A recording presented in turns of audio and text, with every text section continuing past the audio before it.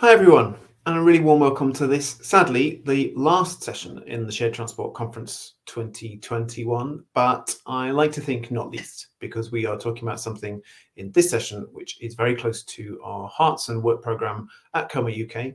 That's mobility hubs and MaaS, the physical and the digital cousins or twins perhaps that we think have a real role to play in the future, not just of shared transport, but of sustainable transport more broadly, because after all, they bring together sustainable transport modes, something that when you stop to think about it is far from a reality out there for users right now. And we know from all our research with shared transport users that bringing it all together is what they are already doing in their lives. So car club bike share users using public transport more than they used to, and more than the average Briton, and exactly the same finding for active travel. We've been working on mobility hubs for coming up 3 years now, actually, and we've seen a huge amount of change in the UK scene during that time, some of which we've tried to drive along ourselves. I think back to June 2020 forum. That's our first meeting of it. Possibly could have got everyone there round my dining table or with a few extra chairs. But now we run it up to 100 or more people, and I very much hope that sustains. Government has already invested quite significantly here. Private sector also. There's a new wave of mobility hubs in effect announced with the bus service improvement plans that came forward in the last couple of weeks. Although we're using mobility hubs as a title for this session, I think we'll go through this broadly, and certainly that's how we are approaching it at COMA UK. So mobility hubs is a shorthand, but it's not all just about mobility. It's also very much about community, sense and quality of place. And it's not just about individual transport users and passengers in the public transport terminology either, but freight's really important too. We're really pleased to accredit our first ever e-cargo bike scheme in Manchester just a few weeks ago, and we already accredit the operator of one of the others that's running in part of London. And we very much hope that those schemes will extend and flourish, but that also we can then blend into the world of sustainable logistics and partly do that via hubs. MaaS is paradoxically perhaps an older and a newer topic in a sense, older perhaps on the conference circuit, if you like, newer in application, but we do now have some places that are trying to do both these things, and you'll see that reflected in our range of speakers in this session. We're going to start with perspectives from authorities, and then stop for some Q&A, then bring in operator perspectives, stop for some Q&A, a couple of polls along the way, and we will then have our chair of COMA UK, Matt Clark, to close out the conference as a whole. The recording will be live up on YouTube tomorrow, so we hope then that's another opportunity for people to engage with it. And I'd just like to say a huge thanks from me to our speakers, sponsors, contributors right across the sessions, and in particular to the COMA UK staff. We are a tiny organisation, 9 of us, not all full-time, and I think we've done collectively a great job. They certainly have in bringing all this together for you. So first, could we go to a poll to get this session going, please? Hopefully this will magically pop up on the screen, as if by magic. So has your understanding of the concept of a mobility hub changed over this last year? We'll let this run for just a little bit, and then I will bring our first speaker on.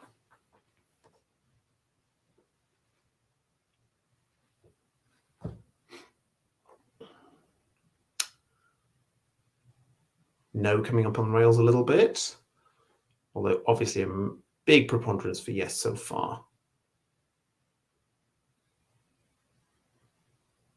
Which personally I find quite interesting, because I think the immediate concept of something that brings sustainable options together, it is not a difficult one to grasp, and it's something we find huge amounts of enthusiasm for. But what I'm taking from this is that then when you get into more of the detail, what does that mean? Remote working hubs? Does that mean rural community hubs with a transport element to them? Does it mean freight and logistics ones? And that's when you start to go into the variety, I think. All right. Thank you for all those votes. narrowed up at the end, but still, I think, really clear.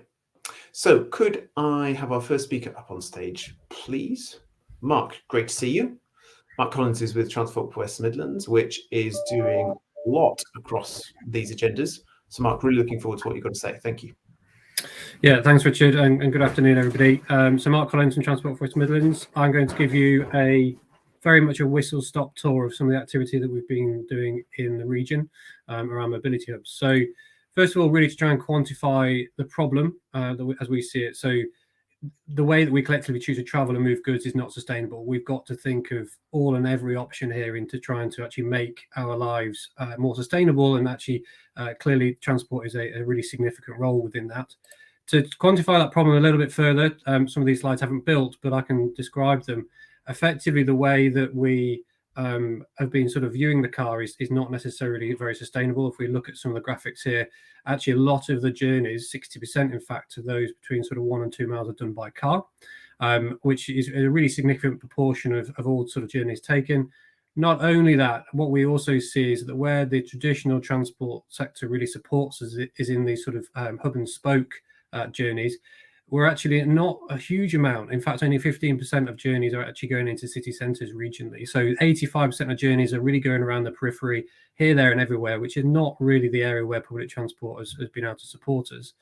And coupled with that, we know that 63% of all car journeys regionally are single occupant. So we've got this real sort of problem, endemic problem of over-reliance on car travel going in many different directions, and we need to find solutions that seek to fix that. And this is really just rather indicative of that position. So we have a built infrastructure which is being done around road networks, facilitating the car. The car is the most convenient way to get around, and therefore we've just got a self-fulfilling prophecy in many ways, and we need to sort of break the wheel with this. And not only that, we've also got some social considerations in this space too. Regionally, there's quite high levels of deprivation in pockets across the region, and we need to find different ways that effectively give viability to more people for more journeys more of the time. And viability is that sense of not only convenience but cost effectiveness, really giving access to those individuals who wouldn't otherwise have access to different transport modes and are otherwise locked into one or another mode. So what are we here to do? Really, we see our role as one where we can empower and enable sustainable travel. And that really involves this idea of aggregation for mobility hubs specifically. And we're really keen to explore how this sort of built environment where we aggregate these services together, whether they be micromobility or vehicle hire services or anything else for that matter, actually can provide a really powerful tool for people in actually putting a level of mobility in sort of those sort of local neighbourhoods and actually making it far more accessible. And that's really where our interest in hubs has come along. And then we've been looking at different sort of options around hubs. There's quite a few interesting examples across the world, and both those focused on e-mobility, active travel, sort of built up public realm interests as well. So we've been sort of trying to cherry pick the best bits of insight as we go through our exercise of sort of developing this. And we've also sort of been looking at, what our prototype program needs to include. So everything from shared mobility, access to travel, public realm improvements, etc. And apologies for whizzing through this, but clearly a lot of content. So really, we sort of left with this position whereby we really want to put choice on people's doorstep. That's really one way of intersecting the ease of getting into someone's car and actually taking that sort of choice to the people rather than the people having to go and seek it. That's a real sort of key component of what we want to do with these hubs. And I think the other bit that we want to do with hubs is recognizing the potential for real social value. So actually, can we transform these hubs into a social endeavor, a social focus, and a community focus that actually the transport is secondary, so that you can swap in and out those sort of social endeavors, whether they be an enterprise space, whether they be a vaccine area, whether there be a local e-commerce. Actually, it gives a level of value to the community that wasn't there.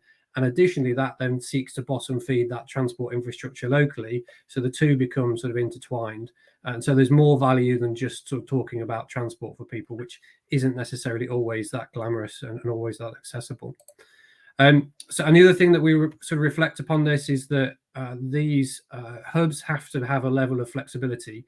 a level of modularity so that you can have the same bill of design across different areas, and actually they fulfill a specific role and you can tailor them to different environments as well. So it's a really sort of key component of the designs that we went with, which can be seen here.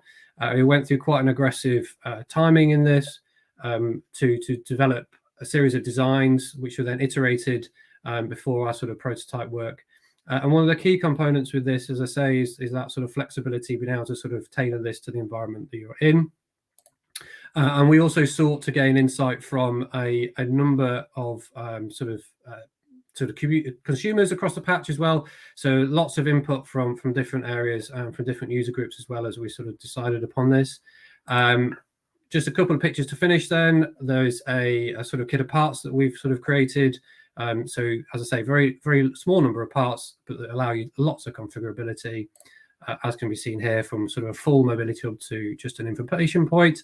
And lastly, then we just have a nice little picture of the prototype that we sort of finished and demonstrated back in September. And we're looking to sort of scale this intent across the region over the next few months and into next year. And that's everything from me. Mark, thank you. Thanks also for the speed that you moved through all that. Folks, do please pop questions into the chat and we will come to them in the first Q&A section after we've had a couple more speakers.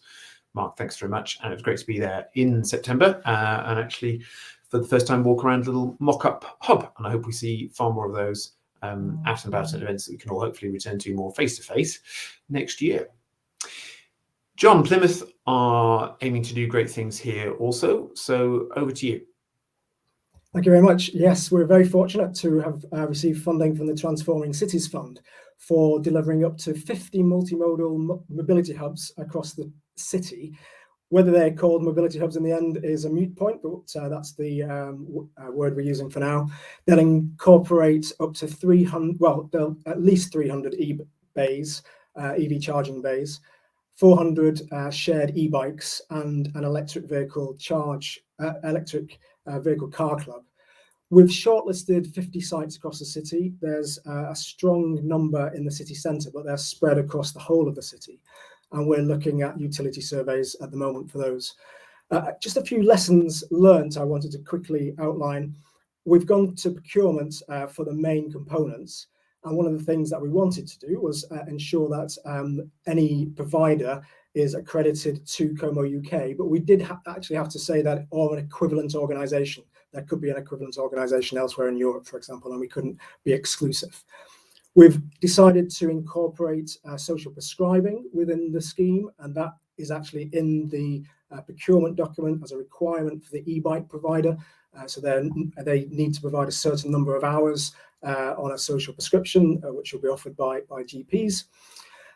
As part of the whole overall package for electric bikes, it was obviously important that we provide access to people with disabilities. So there are a number of adapted bikes that will form part of the scheme.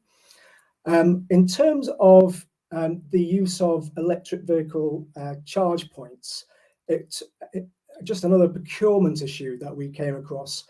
We were concerned that giving exclusive right to a charge point to an organisation, even if it is procured through the process of this Transforming Cities Fund, and it was through a car club, that could cause an issue. So all of the charge points will have two feeds, and one of which can be used for the car club and one can be used generally, and that we believe kind of solves one of those procurement issues. In terms of the bays, this is another important issue we were looking at. We started with a small number of bays that are going to be dedicated to car club operators. It's only 10 in the first instance, and we've got a mechanism within the procurement documentation. So it's a requirement for the EV charge point operator and the car club operator where they can work together, and there's a mechanism for ensuring that they can grow sustainably from that number. And it's dependent upon how well the electric vehicle charge points are used, as well as some other aspects as well. And one of the things that we came across was, because we want to have these mobility hubs across the city and connected to public transport, so bus stops, we already have a bus stop advertising contract, so advertising and maintenance contract, and there's issues around it being within a certain number of meters from that site, and you can't have other advertising. So we've had to limit the advertising through the mobility hubs to only for the use of the components of the mobility hub. In terms of the question you raised earlier, Richard, what is a mobility hub? That has evolved in our mind over the time we've been developing the concept. There are some of our sites where there's electric bikes and EV charge points, but no car club vehicle, obviously, as we've only got 10 to start with. There are some locations where it just isn't feasible to have the e-bikes and the EV charge points in the same location, so they're over 100 meters apart. So is each one a separate mobility hub, or how best to kind of at least show that in terms of signage? And in one case, we've got electric bikes only, but it's right next to a ferry terminal, so it's a perfect spot for that. But there's no way we can have electric vehicle charge points nearby. And another component is kind of the furniture, seating. One of them will have a solar canopy, but most won't. So there's lots of things that we took into account, and we're still not certain what would be classified as a mobility hub in terms of accreditation, but I think all of these will form part of our project. Just very lastly, I wanted to just show you how the structure that we've got for contracts. It's probably more interesting to other local authorities just to see how we've done this. But for the EV charging operator, there's a 10-year concession agreement extendable by another 4 years. We're only leasing the land for the feeder pillar and the EV charge points themselves, so not the bays, and that was quite important. And effectively, the bidders had to submit a proposal which was showing the revenue share that we provided to the council, and that was part of the pricing assessment. For e-bikes, we've got a 5-year concession agreement extendable to 8 years. Again, there'd be a lease for the land where the e-bike parking would be. For this, there's no council contribution at all beyond 2023, but there is a contribution or at least offered in the kind of for capital upfront funding. And finally, in terms of a car club, it's a 4-year extendable by another 3 years. And for this, there'd be a license for the operator to use the actual bay where there's an electric vehicle charge point. And for that contract, there's no bay rental fee and no financial contribution from the council. So effectively, we're just providing spaces and the ability to use the electric vehicle charge points. But that's it. Thank you very much. Thank you, John. Great to get all that, and really look forward to debating it more in just a few minutes. But first, could I welcome Ed up to the stage? Ed, hi. Norfolk, also up to great stuff. Over to you. Hi, Richard. Thank you. I'm just going to move that to one side. There we go. So I'm just stepping in for a colleague today, so I'll hopefully run through things in a useful, explanatory way and cover the 3 main areas that we were hoping to today. By a bit of a way of context, similar to John, we had Transforming Cities Fund. We have Transforming Cities Fund. We're still within the spending of that capital. A proportion of that capital has been dedicated to mobility hubs. A bit of what I'll look at today is where it's been dedicated to the improvement of existing transport hubs, by which I'm talking bus and rail station, which were long-standing interchanges, but we're trying to bring up to mobility hub standard. And wider, we'll be applying this context and some of the things I'm looking at today onto several new mobility hubs, including key corridors that lead into the entirely new hubs, which exist currently, where there is, to be quite frank, just simply a bus stop, or in some cases almost nothing there at the moment, and taking forward some fair new development for those sites. So on the first slide, we're looking at here a set of principles. So the 3 slides we'll look at what we wanted to sort of key learnings, and I think this is really things that we wanted to achieve with a network. So early on, we set out in our initial bid to the DFT with Transforming Cities, there were actually a set of documents that myself and other colleagues have worked on, which looked at a 400-metre catchment.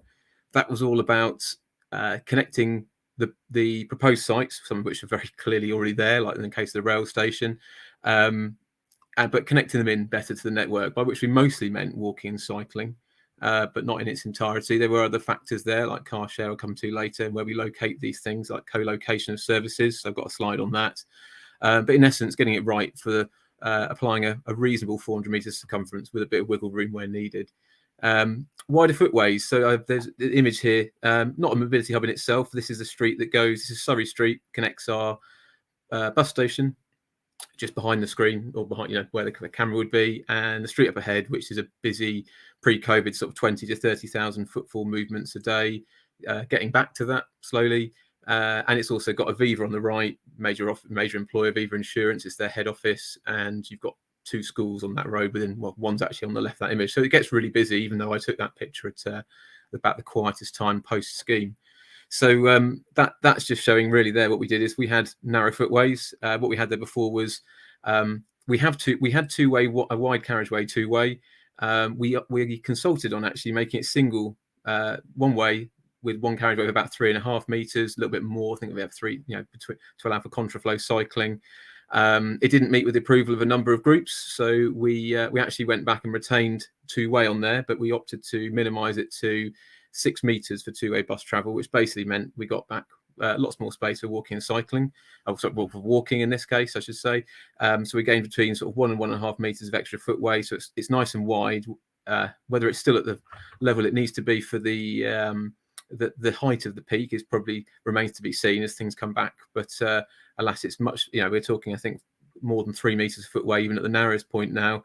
We've got also mentioned there continuous footways. So this treatment here is one where we utilised a, let's say, landscape conservation approach rather than what we might do elsewhere in the city, which would be more aligned with asphalt and similar materials rather than a paved solution like this.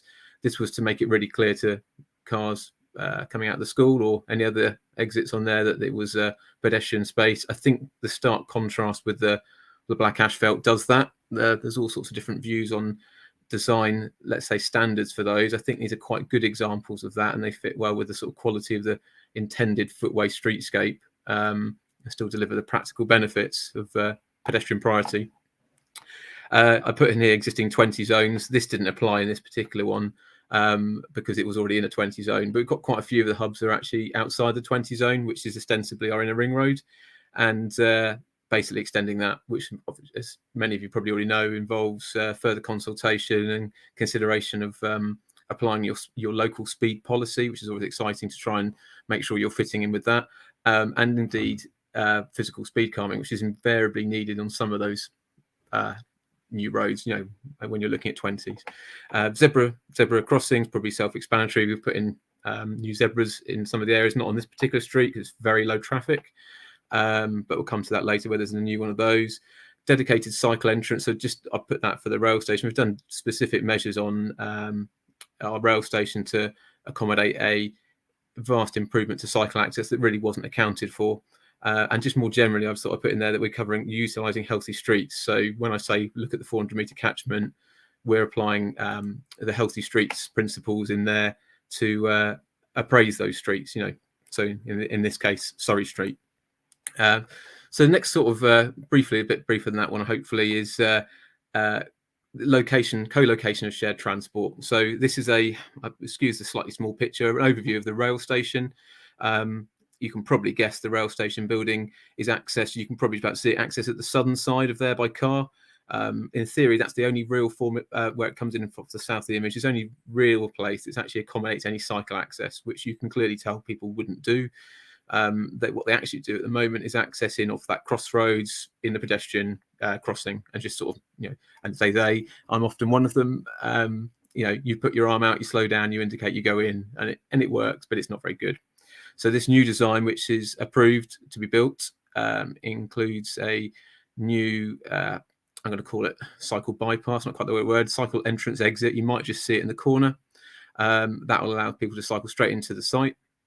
What we're doing here is simply co-locating services in the best, most useful place. So we're going to have cycle parking. I don't know if this can be seen, but just at the northern extent of the building, which is near existing cycle parking. So that's where bike share will be.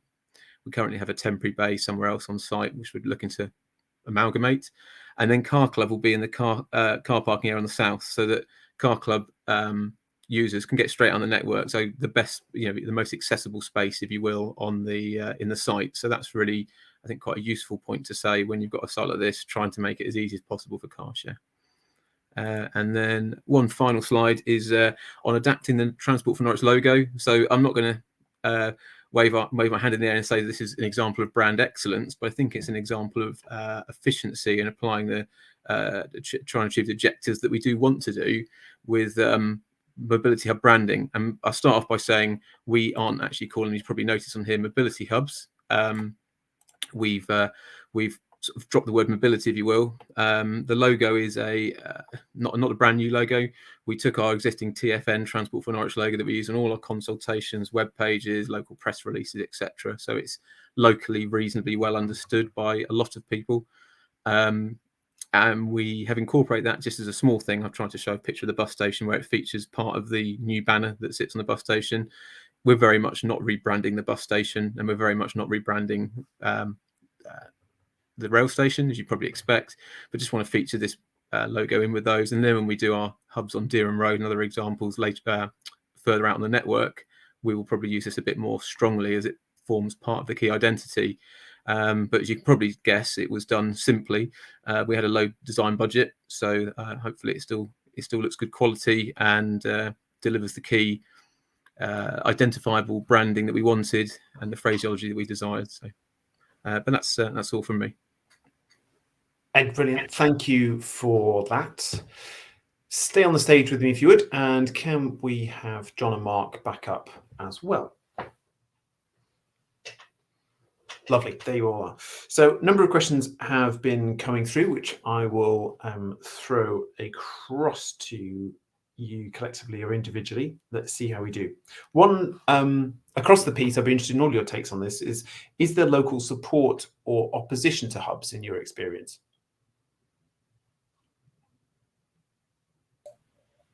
Shall I go first? So I think it's one of those whereby I suppose there's two elements of this, isn't it? There's sort of the local governance element about support in there, and I think that it's relatively area dependent, and I suppose it's also being quite clear about what the value proposition is and what it could mean, and making sure that there's an alignment with the overall ambition of sort of reducing that sort of single occupant car dependency. So I mean, certainly in Birmingham we've had quite a high level of support, because I think they sort of see this as a mechanism to really enable people to get out of vehicles and give viable choice. I think from a sort of consumer angle, it's relatively, for us, untested. We've done levels of engagement so far, but not necessarily to the point of actually putting something physical on someone's doorstep. People can get quite emotive about that sort of advance. So I think one of the things that we recognise is that, and one of the things that we push for, is having the design as flexible as possible, and making sure that co-creation effort is definitely a joint effort and it's not prescribed. I think the danger with this sort of thing is that it can be done to people rather than done for people, and it's really key to get that sort of co-creation effort done and have a kit of parts that can be tailored to that sort of community, and one whereby they feel it is built for them, and that's the other reason why that sort of social endeavour piece is really key for us, because it's less about the sort of the transport infrastructure in that regard. That's sort of the secondary purpose in some respects. The sort of the social focus around, whether it be a vaccine bus or a food bank or whatever, to have that as a real focal point of the community adds value immediately, and then it just happens that you can also pick up your local transport solution as well at the same time. So I think that narrative is key, in short. Yeah, thank you. It was an interesting thread there to the previous session, actually, in our conference on transport justice, and some of the US ones, hubs have been very much used as social economic inclusion hotspots, as well as being about transport. John or Ed, who would you like to come in on this one? John? Yeah, I was just going to say, I agree with Mark. The key thing is we've got a lot of political support and public support, but we've not actually installed one yet. So when it comes down to changing a bay to an EV parking bay, or even to put electric bikes at a certain location, then you can imagine if it impacts upon somebody's space that they often use, then that's when the opposition might come. So yeah, so far we've got support across the board, but we'll see. Great, thank you, Ed. I think I'd mirror that. We've had generally strong support. We've gone to consultation and obviously started to construct these with regards to improvements to existing transport hubs. So they're not brand new things, as I highlight the ones that we've worked on, where we've had general support for the individual elements, which we've asked for opinion on. I didn't mention that presentation. The rail station has a change to a bus gate on the road immediately north of it, which did, as you might imagine, receive some objection. So it's an inbound bus bike taxi only. Which has a lot of positive benefits of bus travel and connectivity from the station. The key reason there was we saved about 2 minutes by taking the buses out of the rail station onto the road. Brilliant all round until you find you get some objections to the traffic change on Thorpe Road. But we got overall support for that politically, and I think it was pretty crucial to getting those the benefits for passenger transport. So I think that's what helped it bring people along for the journey, so to speak. Yeah, thank you. Now this one I can't resist editing just slightly. I'll ask the original question, but my adaptation. So, is the land needed for mobility hubs best taken from current car parking? And you can guess the bit I'm going to switch in here, which is current car parking for owned cars, not shared ones. Who would like to come first to this? Mark, you've unmuted first. Well done. I'm sort of ad-libbing here, aren't I? While I think about it. I mean, I think it's one that there isn't necessarily a one-size-fits-all answer would be my sort of response on this one. Car parks have sprung up where there's demand for that sort of journey. I think we've got to assess what the viability for alternative modes is in respect to where the most appropriate land is allocated. So, you know, we have a view that there's actually different types of hub depending on the sort of locale and also the sort of local infrastructure that exists. So having sort of neighborhood hub wouldn't necessarily lend itself to reallocation of car park because it possibly isn't one there, and it isn't necessarily one which is accessible to that community. Whereas in the town centres, because of the way that they've been, the built environment has existed, they may be more appropriate. But car parks tend to be areas in which you've got ready access to land. Doesn't necessarily mean that's the end point for a lot of journeys. And I think we've got to be open to putting hubs in actually places where we know that the trip attractors are sort of driving a level of demand and rethink how, and rather than rethink a repurposed position, actually rethink how people seek to travel and then respond to that. So that would be my sort of advice on this one. It's not necessarily one for one because it is quite a different sort of way to possibly get around. Thank you. John? Yeah, so of our 50 shortlisted hubs, over half are in car parks. But it's important that we provide the local hub in some neighbourhoods where there's not a car park, and particularly as we're incorporating electric vehicle charge points, and there's going to be a demand for charging close to people's homes, particularly if they don't have off-street parking. So it really does depend on particular parts of the city. But yeah, over half are in car parks, partly due to, it's a good location. It's often near to facilities that would use electric bikes, for example. And the final thing is we do want to have, as well as the 50 mobility hub sites, there'll be lots of other geo-fence locations where people can end a hire or start a hire of an electric bike as well. So there will be lots of other kind of very small hubs effectively across the city. Really interesting. Thank you. Ed? So far we haven't done any reapportioning of parking for the purpose of our mobility hubs. Didn't need to for the bus station per se, and the rail station has a large car park which Greater Anglia have principally agreed to car share locations within. So we are, they are prepared to look at the removal of, let's say, one form of parking for the benefit of a shared car service. We haven't looked to push that any further, and we didn't need to get the key transport services it needed into. And Greater Anglia, I think, wouldn't mind me pointing out that they were quite keen to highlight that car journeys to a rail station are indeed still primarily long distance sustainable journeys, albeit we would obviously like to see as much sustainable access to the rail station, that the car park at rail stations is certainly quite a lot more sustainably active in terms of its provision than just say your standard perhaps car park used for commuting. So when we get to the outer city areas, I think we'll certainly have to look at through the consultation, of course, the value of, let's say, reapportioning local space to electric charging car share, which in the case of, say, Dereham Road, where we haven't gone out to consultation yet, is something that we need to speak to residents about and actually find out what their views will be on, and what their likely usage or expected usage be for car club. And that's the sort of place we might be reapportioning parking in the future, is when we're trying to accommodate some, let's say, good quality alternative. But yeah, I think it's a little bit chicken and egg. So I think you have to. It's not always easy to bring people along, for the residents and local members along for the journey with that sort of thing. So I think careful, good quality provision and the right amount of it. Okay, thank you. I'm going to throw one very quick question in, just super quick answers, please, and then we'll move to poll and next speakers. And that's, what do you think the role of planting and landscaping should be with hubs? Mark. Yeah, I mean, I think the sort of the green spaces element is key. I think we need to create environments in which people want to be. So I think that's a sort of key element. We don't sort of want to plonk concrete on concrete, I think, is my sort of view on this one. So it has to again work for that community. So and if the green space works for that community, then it's green space is what is required. Yeah, thank you. I like that. Not concrete on concrete. John or Ed? Yeah, I think it's an opportunity to improve certain areas of the city, as bringing some greenery is useful. The key issue for us is maintenance and cost of that. Yeah, understandable. Ed? I think that's the same, very much similar position here. We've certainly been looking at lots of different avenues with the bus station.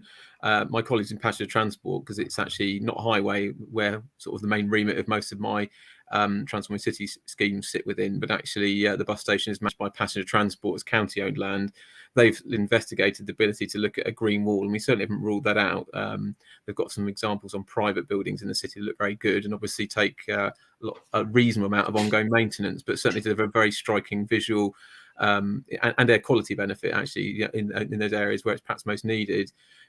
What we've actually done so far is put in new cedar planting areas on the adjacent street in part of the St. Stephen's scheme. It's that street that sits beyond the bus station. It's a bit of a public transport interchange / residential street / place where increasingly more people live, because offices have become flats. So it's a very busy street doing lots of things, and we took the view of making the services there have lots of new planter seating, which we thought fits with our ideals, and we've managed to get that agreed, and maintenance, which is no small feat sometimes. All right, thank you. Lovely. Thank you all so much. There are plenty of questions more in the chat if any of you want to pop across and answer them. See you on a Como Local Authority Forum call soon. And can we move to our next poll, please?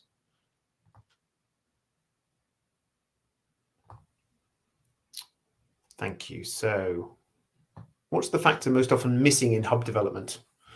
It might seem like a bit of a premature question with hubs being so new, but nonetheless, as you've just been hearing, things are starting to go in the ground.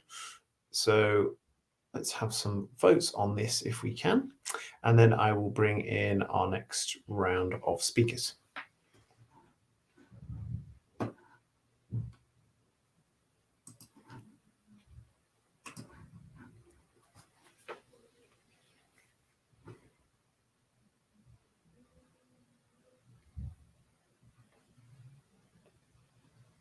Thank you for all those votes so far. This is quite interestingly plural. Network is, spoke too soon. Back in the lead. Nope, yeah, spoke too soon again.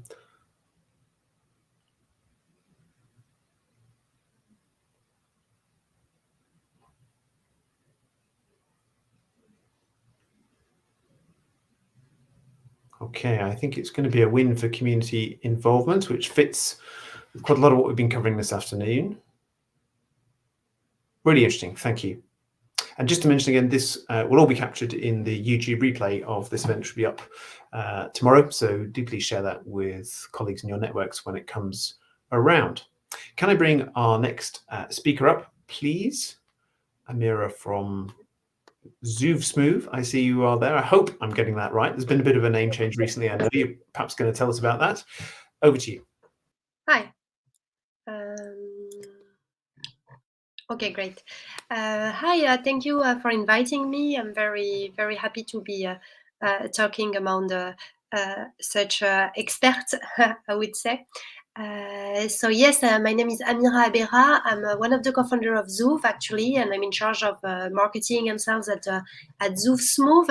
It's rather quite a complicated name, but just to give you a little bit of an explanation of why we are called Zoov and Smooth, we are actually the merger of two companies, two French companies actually, that have been specializing in e-bike sharing technology. So it means that we provide technologies for bike sharing for operators and cities. And we have our technology deployed in more than 30 cities all around the world, 50,000 bikes that are deployed, and in cities such as Paris, Helsinki, Lima, Moscow, so Vancouver, so basically all over the world. So I've prepared some slides to answer, I think, the main question in 3 points, using mainly our experience that we have in some of the cities, and particularly in some cities where our service is very well integrated with the public transport services. So I think that the first important thing when designing a hub is really to put the user at the center of the design of the experience. So it means that we really need to work, and I think obviously the authority, whether it's the city or the region, has a critical role in that, is to design a seamless experience for the user to really navigate from one mode to another.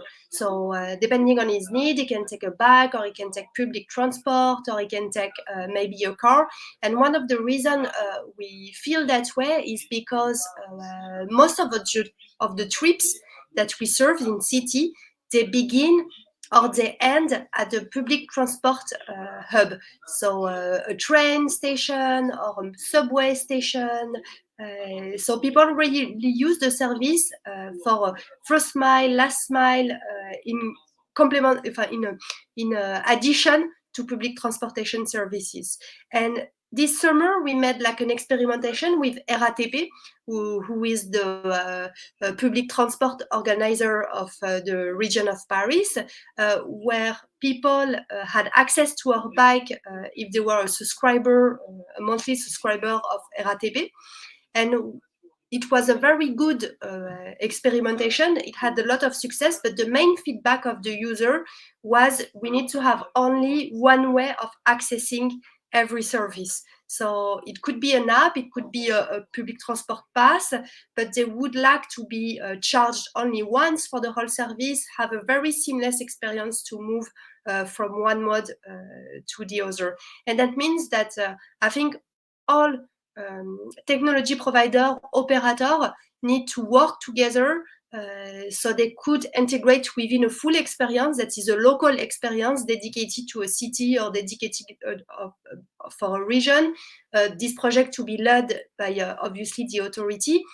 And we need to provide the technical tools to be integrated within what we call usually a mobility as a service app that would give one enter access to all services available in a city. So that's the first thing that seems important to us. The second thing that seems very important to us is that most of the time we see in all the city where we are implemented two different types of usage.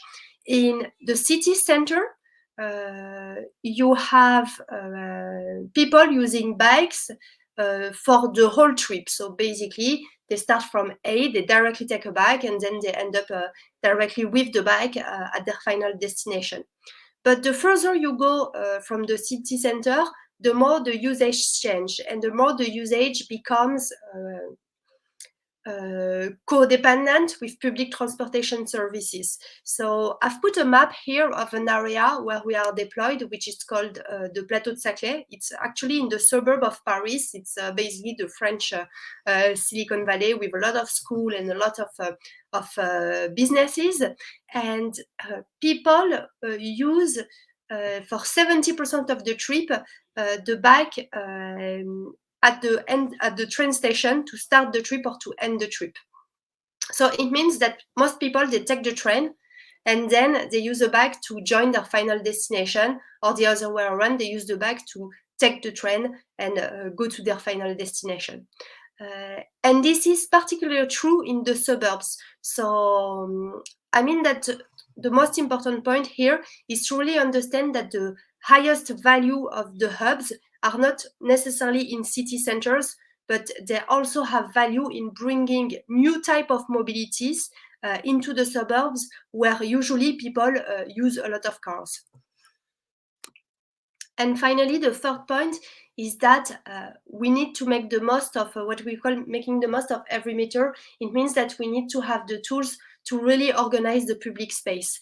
Because if we see, for example, what's happening in most cities with the scooters, what is happening is that you have the scooter user against the car user, against the bike user. And I think that, and actually the last poll showed it very well, that if we want to make this work, make hub mobility a new standard, we need to involve the communities. So it means that people need to work together, and that we need to bring some goodwilling and kindness between all different types of users. And that starts with the sharing of public space. So we've developed, for example, a station that can put 15 e-bikes in just one car parking spot with just all the bikes attached to one dock.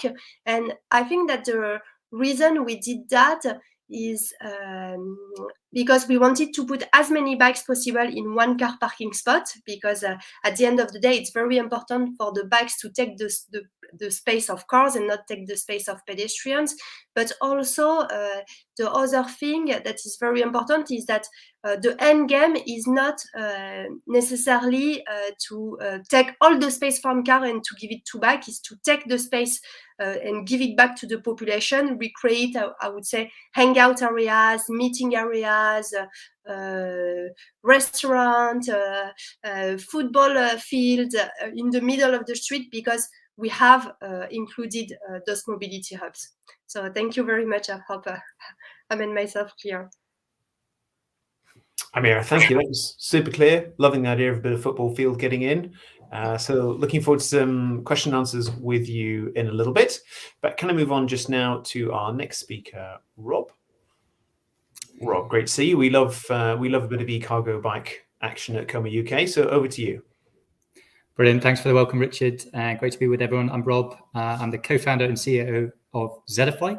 We do zero emission deliveries in cities, very much with a focus on benefiting our customers and doing things better for them. But also really what drives, I guess, me and all of our team is about doing deliveries that really benefit the city in terms of reducing emissions and congestion and making our cities better places to be.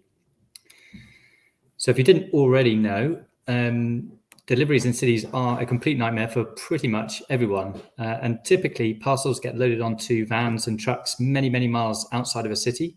And those vehicles may be really good for zooming up and down the motorway and doing that trunking element. But as soon as they hit the city environment, they end up getting caught up in congestion and find it hard to find parking. And nobody really wants them there because they tend to be polluting and take up loads of space. And it's no wonder that we've got this huge crisis on emissions and air quality, and transport is very much a very large sector of that. So it's clear to us that structural change is needed in the way that those deliveries are happening. That model has been going on for years and years. So here's just a little slide on the sort of traditional model of what's happening at the moment. You've got those delivery hubs, MaaS outside and coming in. And not only is it a really inefficient model and bad for the city in terms of negative impacts, but it's also really poor in terms of some of the customer benefits in terms of being able to choose time windows. Those vehicles come in, they can only really do one route in a day. So they can't have that kind of flexibility and choice and speed that consumers are beginning to demand. I think there was another one. And it's not just on the last mile part of the journey, but also deliveries that happen within cities are really inefficient. And this is exactly what happens at the moment. If you want a fast, urgent delivery from your butcher, from your baker, from your food shop, normally a courier will turn up and just do that one delivery. And sometimes that might be, all the way across town. For some things, clearly hot food, you need to have that. But for other things, that's really, really inefficient if you don't need it immediately. But you want it to be consolidated. And that is very expensive as well.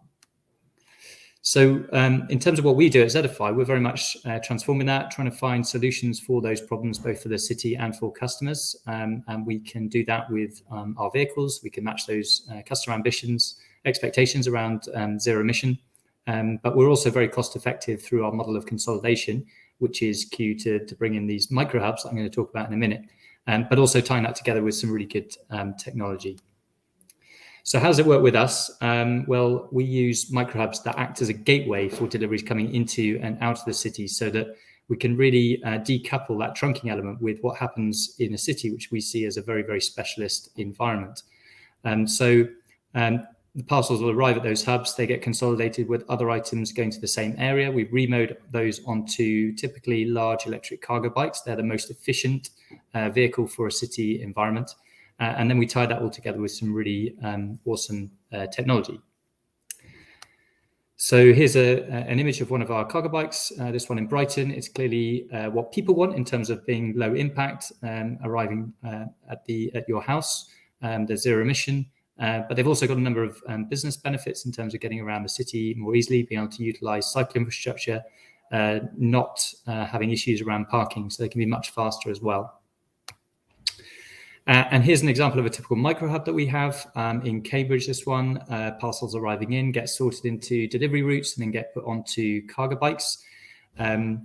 We currently use typically bricks and mortar style buildings, but we just set up a new hub in Bristol that is utilizing land that was otherwise earmarked for development. Underutilized car parks seem to be popping up all over the place with people using cars less. So we're really looking at more flexible containerized models for our microhubs as we move forward and expand into new cities.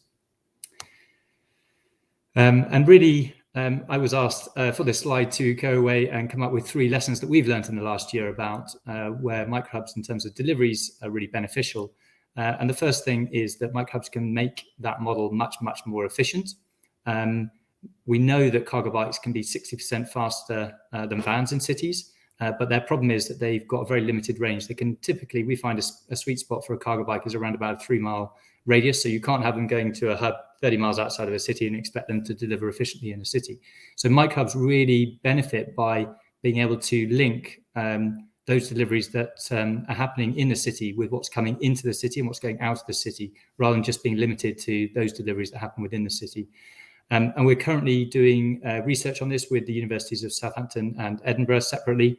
The University of Southampton are doing some work on modelling how we'd cover a whole city, like a large city with multiple hubs, and having those hubs connected with trunking vehicles that go around.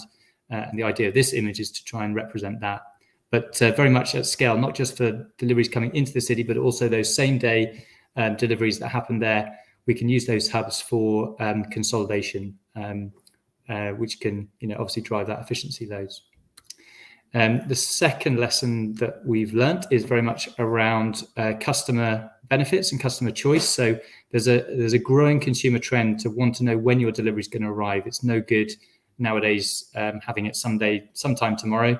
If you get your message at 9 o'clock in the morning saying it's going to arrive between 2 and 3, but you're at the gym there, that's not very helpful. So having microhubs really close to where your consumers are means that you can offer that flexibility to customers. And typically our vehicles will go out and do 2, 3 or 4 routes in a day, rather than a typical next day, one big long van route in a day. So some clear customer benefits as well. And thirdly, of course, impact is really massive. Not only by remoding to e-cargo bikes, and I'm always told, oh, what's wrong with an e-van? Just remode to an e-van. But an e-van is exactly the same as a motorized van in terms of the space it uses up and the efficiency around the city. So if you can use a cargo bike, our research suggests that a cargo bike, obviously being much lighter over the whole life cycle, can be 90% more efficient than even an electric van. So where we can use them for small parcels, we should be using cargo bikes wherever possible. And that will have a really big impact on carbon emissions, but also more localized air pollution as well. And finally, I guess in terms of some of the benefits to local businesses, by being able to use that model that can really drive that efficiency, we can make sure that those deliveries have some real benefits for local businesses. So with that, hopefully I'll come up to about time. Yes, thanks, Richard, for the message. Wrap up now. Thanks very much for listening. Rob, thank you. Super interesting. Really looking forward to the Q&A bit. Can I bring Oz up to the stage just now, though?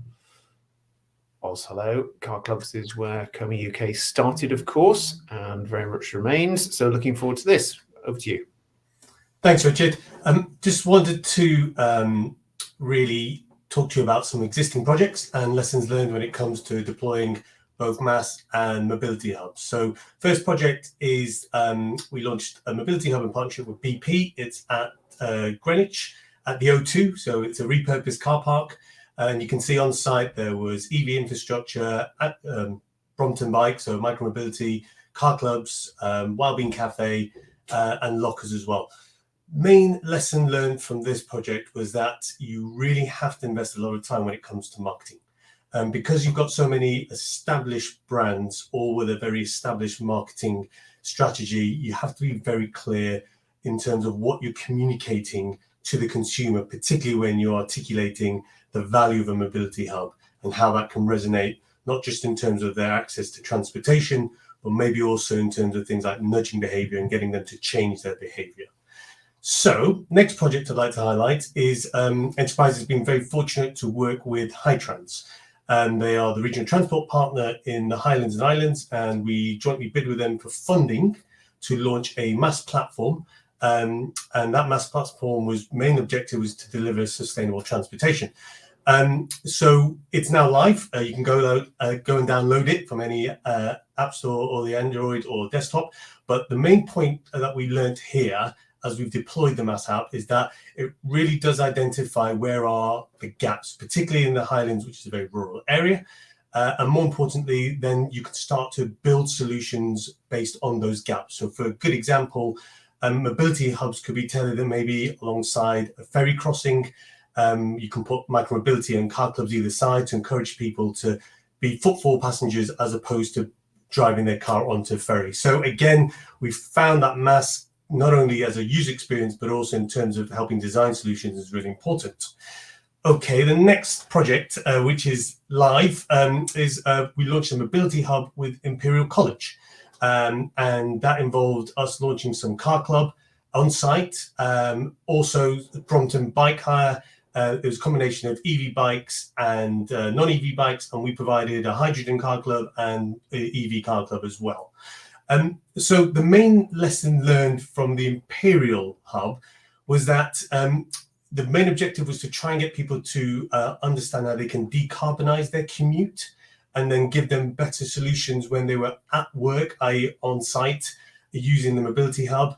And I think that's a really important lesson learned, is that when you're defining your hub, you've got to understand what is the objective. And in this instance, we've got to remember that we're really aiming to decarbonize the commute, because that has a bigger impact on, you know, how we decarbonize the overall transportation. And we can't just assume that a hub is there just to allow connectivity to multimodal transport being easier. It's got to have a purpose as well. And then finally, I just wanted to really highlight the work we're doing with Transport West Midlands, where they have allowed us to launch our car club at the University of Warwick, which is in Coventry. It's a mobility hub. It's also got other partners like Voi, public transport, and there's a very effective DRT service launched as well. The main lesson learned from this project has been by selecting the university as a site, it's allowed us to access both revenue from staff travel as well as generating usage and adoption from the local residents. And I suppose the point that we're learning here is that a combination of the two is allowing us as suppliers to see this become commercially viable. And then underpinning this, and I think it's something that we need to think about when we look to deploy hubs, is because obviously the University of Warwick is based in Coventry, it's also attached to the Coventry Mobility Credit Scheme. And so what we're also able to do is the car clubs and also the micromobility that are placed in and around this hub can also be accessed by the residents. And they're incentivized to do so because Mark Collins and his team have worked with Coventry to deploy the mobility credit scheme, give up use of your vehicle and get given £3,000 to access, sustainable transportation. So what we're learning in this is that great location, purpose, but also we've got to focus on the commercial viability of launching mobility hubs as well. So those are my sort of main lessons learned from live projects. If there's any questions, please let me know. Thanks, Richard. Great, Oz, thank you. Great to get that perspective. Can I bring Rob and Amira back up on stage as well? Lovely, thank you. And then let us run into questions among us four, so to speak, and then we can broaden it out more generally. Rob, can I throw a question to you to start with, which is self-described as a stupid question, but I'm not sure it is a stupid question. How does your pricing work? If a customer pays the same amount of delivery fee for his orders, does conventional logistics providers share the profit with you? So a few different things in that, but if you could just unpick that a bit, folks. Yeah, I mean, we only offer really bespoke pricing based on lots of needs, and we do a lot of different types of deliveries. We work with local butchers, bakers, local businesses to do their same-day deliveries, but we also work with large carriers to do the last mile of their delivery and really support them in that role. And we also work with national retailers as well, directly with them. So really depend on what the service we're offering is how we do our pricing. Yeah. No, it makes complete sense. Just building on that to you, but also Amira, to you and to Oz, do we think there's something here, or do we hope there's something here about hubs that could affect pricing beneficially, basically? So the efficiencies of them and hopefully bringing more demand alongside that supply is being brought into one more place. Do you think that could have a positive effect on price experience of people, on the your economics as operators, or is that just something we want to see, but we're not sure if it'll happen? Yeah, I mean, I've still got the floor, so I'll carry on if that's all right, Amira. But, yeah, sure. I guess one of the things at the moment that isn't covered in Amazon's pricing or most carriers' pricing is some of the city detrimental effects that happen on the city. And I think until we get that sorted, that will end up being the real drivers of change here, where those companies will start utilizing different vehicles. And my feeling is that we just need a smarter emissions charging scheme or city charging scheme that is based not just on a hard and fast, if you come into the zone, then you get charged a lump fee, but it's based on, how many miles you use, when you do it, the type of vehicle you've got, the amount of emissions, the size and the space it takes up, et cetera, et cetera. And if we've got a clever way of doing that, that'll really incentivize the use of the most efficient vehicles to do that work for that. So that's my feeling on how hubs will come into that, because then hubs will come after that. So rather than it being a top-down model, my feeling is it needs to be brought into the market and be market-driven. Really interesting. Thank you. Oz? I think businesses have a really key role to play here. I think they need to really think about the travel policies that they promote to staff, and really sort of, the focus has traditionally been on the company car.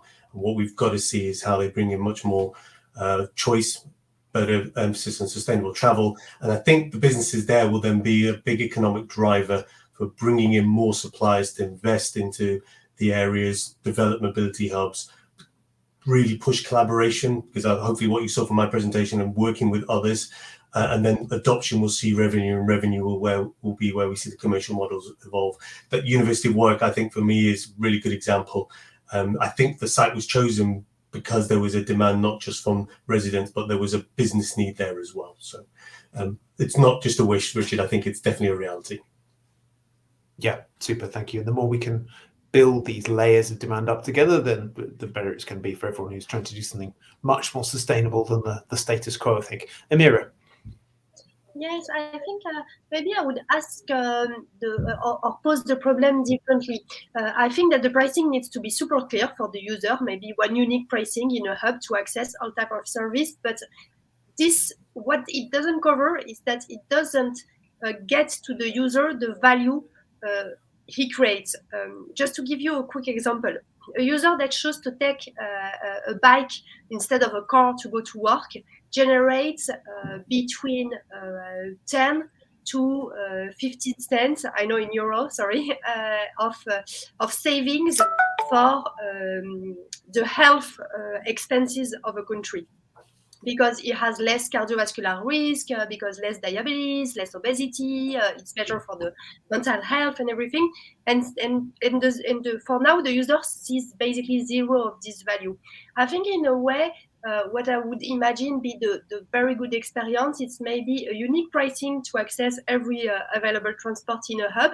But if you use a more sustainable way of transportation for you and for the community, maybe you gain point that you can convert in a better pricing, or you can convert directly in money. But I think that future pricing needs to find a way to share the value created by the user for the society with the user to improve. Thank you. This. Yeah. No, absolutely. I think it's a really interesting point. It's something that we actually have some laws in this area in the UK, but they're not really applied.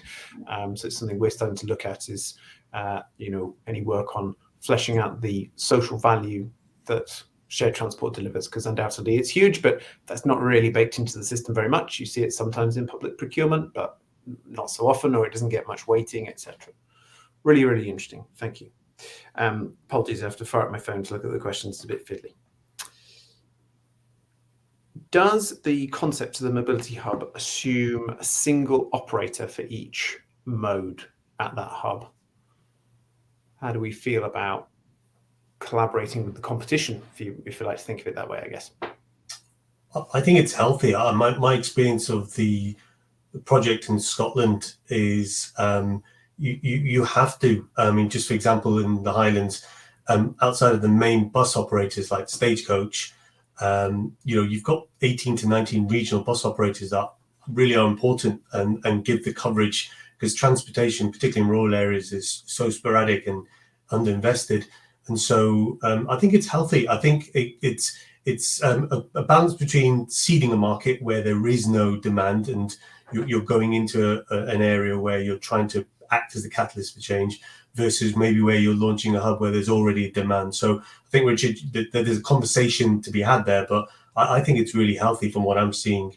I know in the project that we do in the Highlands, when you choose car rental, you can choose any car rental provider, which I think, is indicative of kind of where a lot of this is going. It's got to be relevant, it's got to be collaborative, and I think also, it's got to be competitive to a certain extent, which is what competition delivers. So great, thank you. Amira.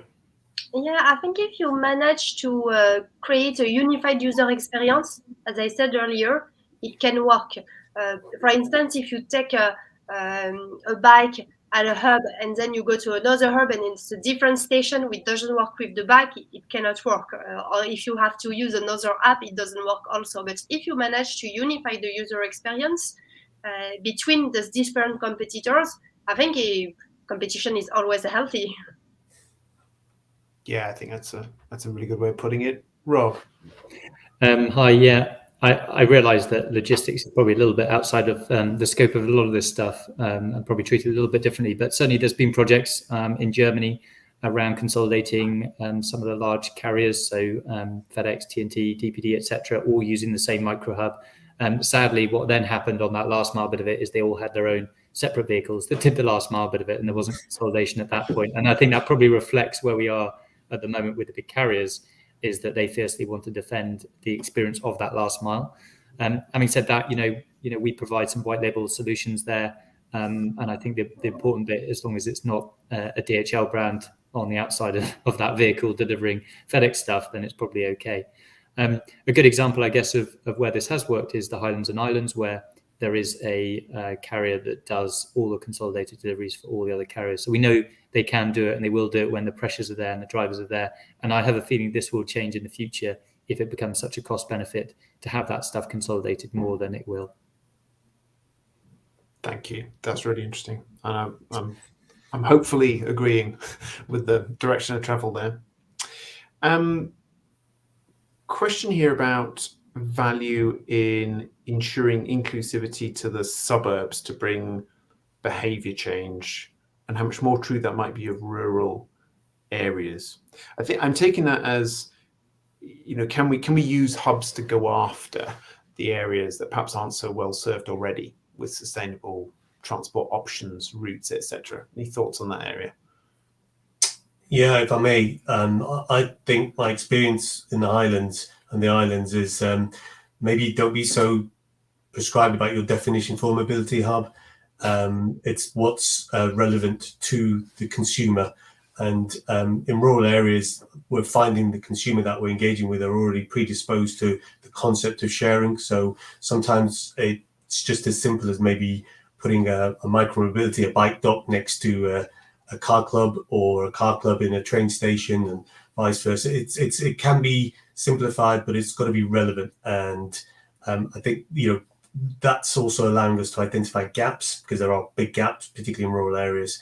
And so we're starting to see things like the emergence of DRT really help fill some of those gaps, and then giving really credible first mile, last mile solutions alongside that. So I think it can have a really positive impact. And actually, the engagement we've done in the Highlands, that's been the main feedback from the residents, from local businesses and tourists, because you've also got to understand who are you offering this to in rural areas.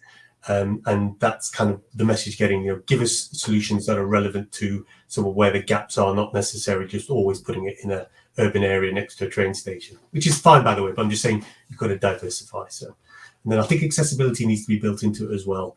But that's something that I'm seeing emerge more and more. For example, we're looking at car clubs where there's maybe a better accessibility, or wheelchair access, that type of thing, particularly in a rural area where some of these assets may be used for community purposes outside of maybe core operating hours, where they're being used for commuting purposes as well. So hope that answers the question. That's a really interesting point. I will hold that thought, and let's come back to it in the Q&A for all speakers, actually, if we might, a bit later on. Amir or Rob, do you want to come in on this?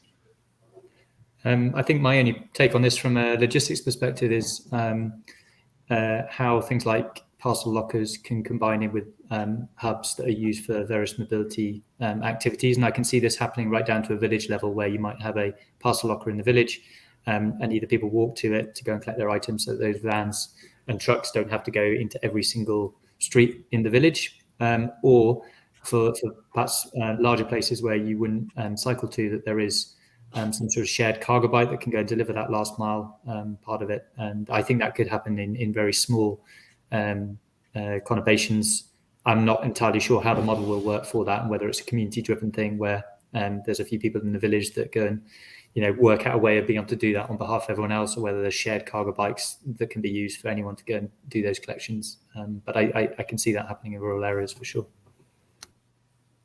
Yeah, thank you. Amira. Yes, I think what is very interesting, I would say, in the example of bike. So in the past, bike sharing used to be very limited to big city centers and metropole, because it required a very high density for the business model to properly work. But with the development of hubs, and not necessarily real hubs, but at least just the philosophy behind hubs, which is to connect different modes of transportation between each other, it allowed bike sharing to move also to the suburbs. I think that in order to go up to the rural environment, it's definitely possible. It's always about adapting the mode and adapting the user experience. For example, something that we do is that we worked with very big cities, but we've also implemented bike sharing services with smaller cities in France, and to be able to address the whole area, including the rural area, we also offer subscription-based model to the user, where instead of sharing the bike, you can keep it for a month, for 2 months, or for longer, and have your own bike that you rent, basically, and you are provided a service for maintenance and for theft and everything. But you also can connect this service with the sharing service, because it's the same bike, it's the same hardware, it's just the software that's different. And so you can connect the two modes and be able to address the whole area, and not only the center of the suburbs, but also the rural area. Yeah, absolutely. Thank you. We're just the government here has got an e-cycle support program ask for bids out at the moment, and it's trying to look at the shorter and the medium term. And there's a lot, I think, here of the quick access that shared fleets can get that are publicly available, and then that can morph into longer term loan versions. Rob, I think that's a sort of similar theme to what you were saying. Maybe think of the post bus, and all those sorts of things. Some of them we used to have more than we do have. Ways of getting more out of these existing fleets. And also, to me, that links straight to one of the points you were making, which is about where we've got those examples. Yours is one of them with Highlands and Islands Council, after all, where Enterprise has been taking over running of the pool fleet, and then that's available to employees during working hours. But then local residents outside of that, it's the same. It's the same theme, isn't it? Absolutely. And to your point there, Richard, it's a really acting as a real catalyst for change in behaviour. I'll be back to seeing it for staff travel is then influencing their life decisions on how they personally commute as well. So it can really enable and sustain the whole model. Super, thank you. Can we pop our next poll up, please? And then let's get everyone on stage for a final bit of Q&A. Let's move to the poll. Okay, now we've grappled with this quite a bit at Como, and I'm sure we'll be doing so more in the future. And we've heard from speakers in this session just a few different takes on this. So throw your darts at the board, so to speak. What do you think's best? And if you think we've completely messed up the options here and missed the obviously brilliant one, then please pop that in the chat and we can get to that.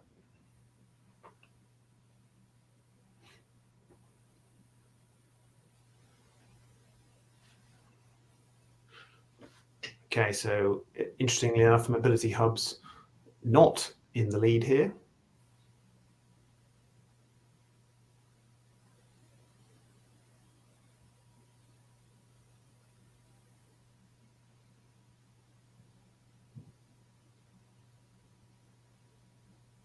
Yes, it's really interesting stuff. Please keep voting.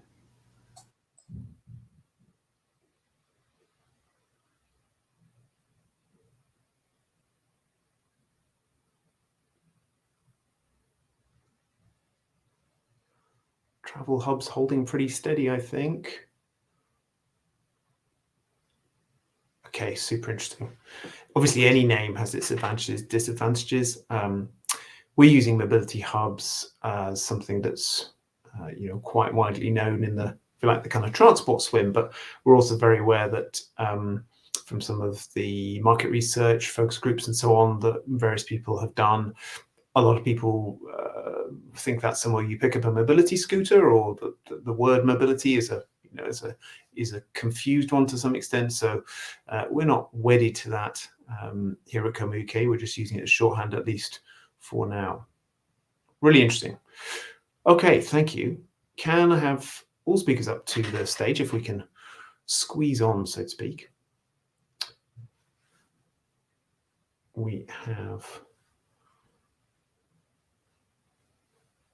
everyone back, I think, coming up. Yes. Ed, I think we have not got Mark. Sorry, catching up with my messages here. That's all of us. Really interesting on-point questions come in about, if you like, who's in charge here. So it's couched as being about the infrastructure and the design. But if we're going to have a unified infrastructure and design around hubs, which I think, at least hypothetically, we could say we could all agree is desirable, who should naturally be in the lead of that?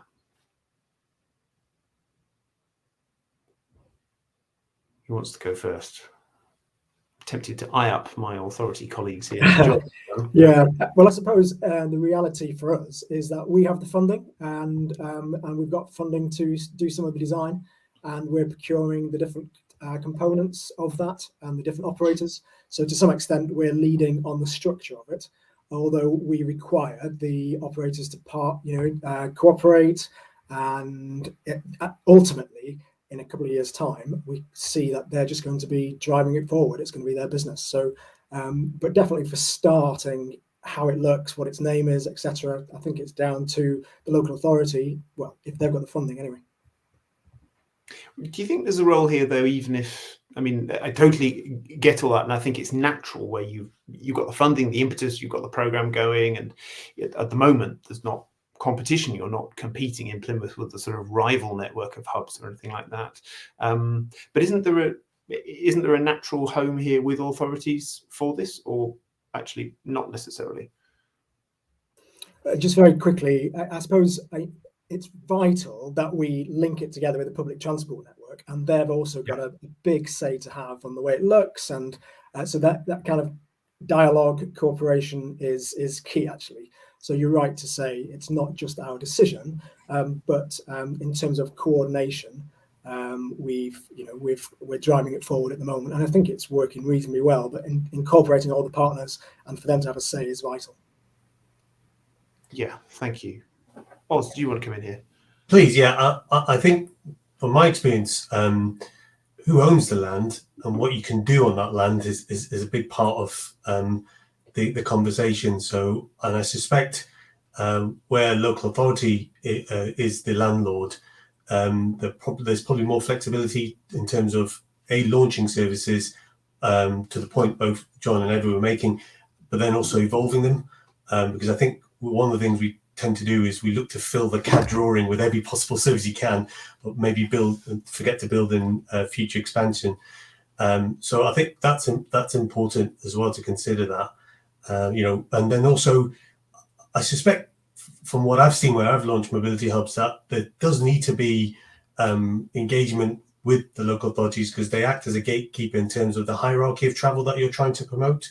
That you have to John's point, be respectful of, you're putting public transport right at the forefront, but then remember there may be instances where PT doesn't exist. So then again, are we looking at micromobility, first mile, last mile?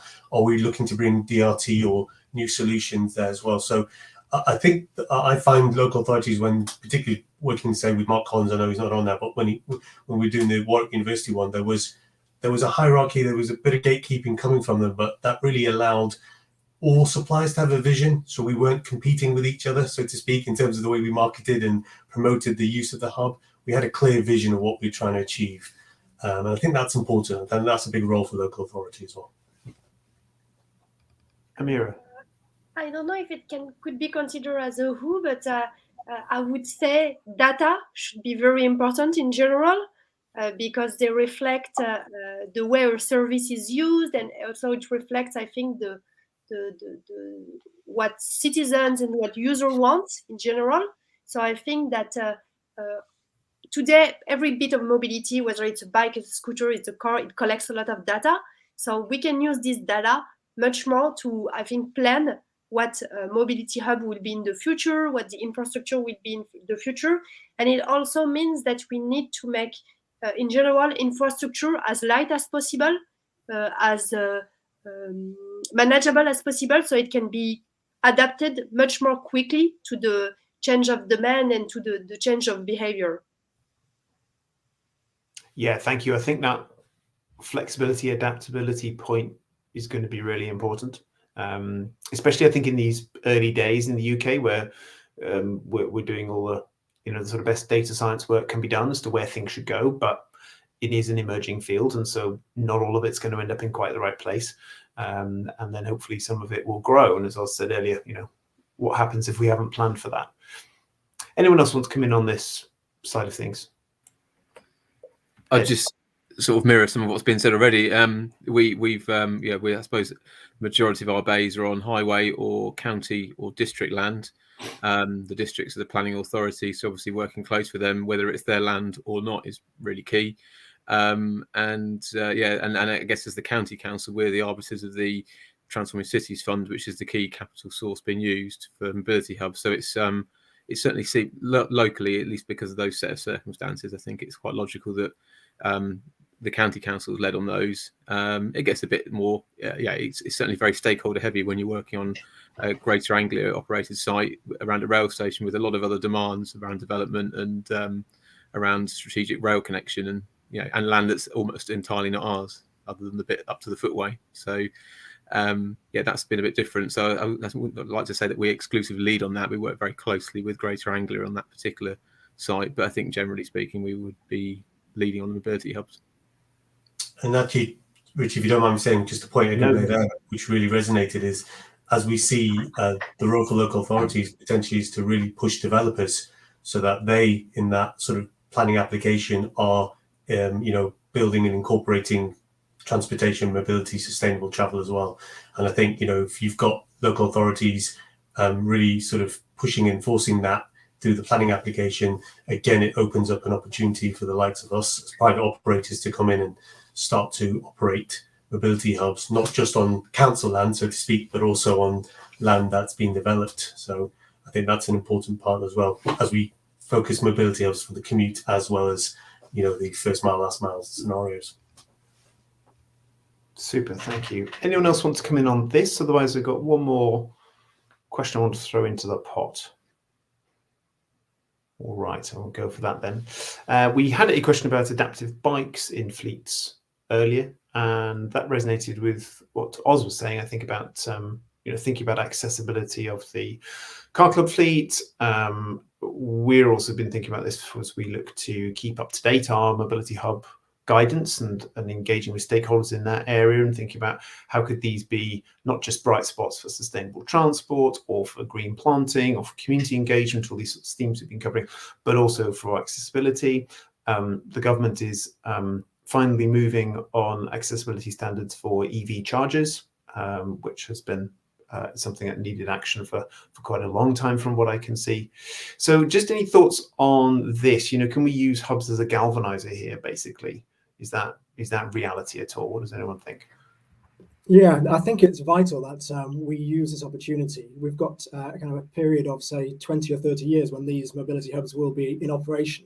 Yeah. And if whatever we put in the ground now is going to be kind of used, and if it's excluding people with disability, then that's a serious issue. I think we've decided to incorporate a certain number of electric trikes and also e-tandems in our project.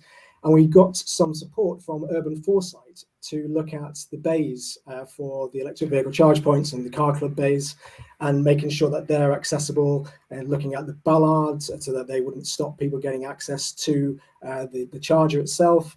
And we were actually looking at some of the details of that report this morning, and looking when it's on street, how you've got a relatively narrow pavement, how you could have drop curbs, where the EV charge point would be, and making sure you kind of got accessibility all the way around for people in a wheelchair, for example. So it's quite difficult, I think, on street. In a car park, it's a lot easier, but you do need to kind of get support, political support, to ensure that the loss of a few parking bays, because the accessible bays will be wider, whether that becomes an issue in terms of loss of revenue, but we're getting a lot of support for that. Good, thank you, really interesting.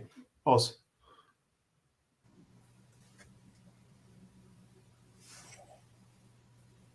Oh, sorry, Oz, I thought you wanted to come in. I think we lost you there for a second. Yeah, sorry, it just froze. Apologies. I was going to say, from my experience of what I'm seeing right now in the UK specific, is there's a real lack of data that, say, a MaaS operator or us as mobility operators could access, that allows us to identify and then communicate accessibility within that journey.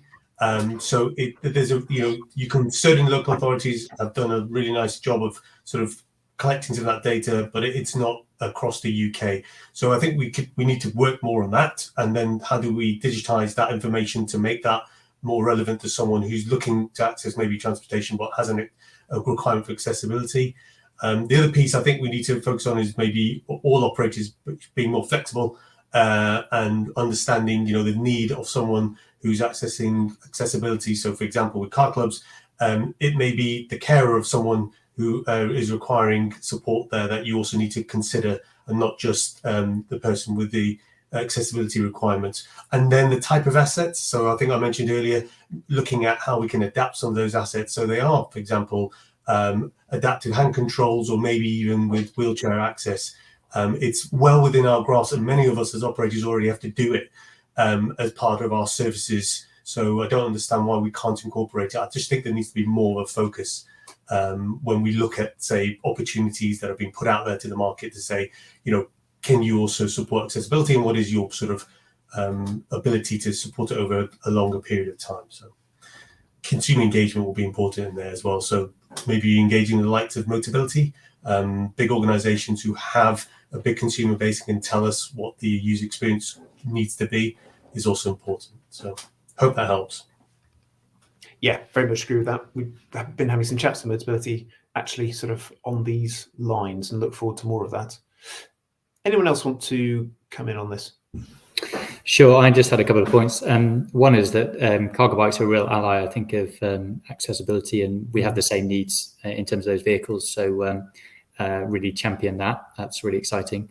And secondly, I guess just in promotion of hubs, informally in Cambridge, we provide a hub for a partnership we do with Campsite, who do a tandem program with partially sighted people, and we have a secure storage on site, and they've got 6 or 7 tandems that their tandem and their pilots can come and use at any time, and then they have access to facilities. So it's really showing that there is a need for it, despite there not really being any mobility hubs in Cambridge of this site.